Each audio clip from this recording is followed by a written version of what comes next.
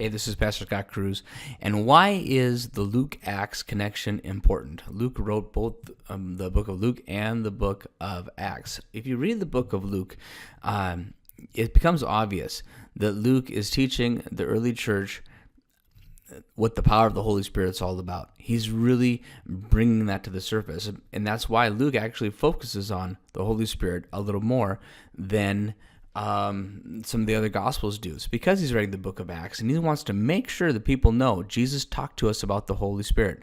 And so that's why this little story is also in Mark, but Mark doesn't unpack it quite as completely because Luke is doing it with the intention of seeing the Holy Spirit go through to the book of Acts. And so I have another video on this verse, so we won't unpack any of that.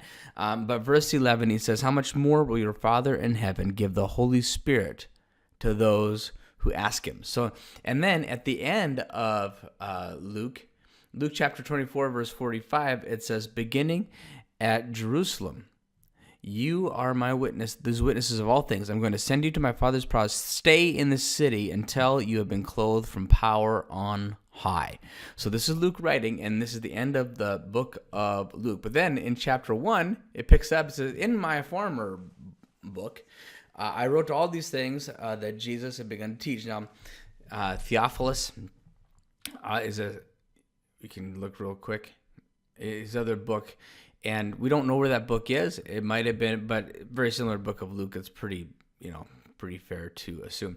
All the things that Jesus began to do and teach. But look what we find here. "The power from the Holy Spirit comes on you. You will be my witnesses in Jerusalem and in Judea and Samaria and all the ends of the earth." That looks kind of familiar. And so, and the reason I'm bringing this up is some people say, well, the book of Luke is really not intended to be used for theology. It's actually just a history book. We shouldn't unpack, we shouldn't get doctrine from the books of Luke and Acts. Well, I would argue that when Luke is writing this, he means very much for us to derive doctrine from this, because he's very intentional about his use of the word Holy Spirit. He's very intentional that we see Jesus talking about the Holy Spirit before we get to the book of Acts. And so Luke is doing this on purpose. And I think that to assume anything else is a little disingenuous. And, well, it's just my opinion, I guess. But I think it's a pretty soundly built opinion.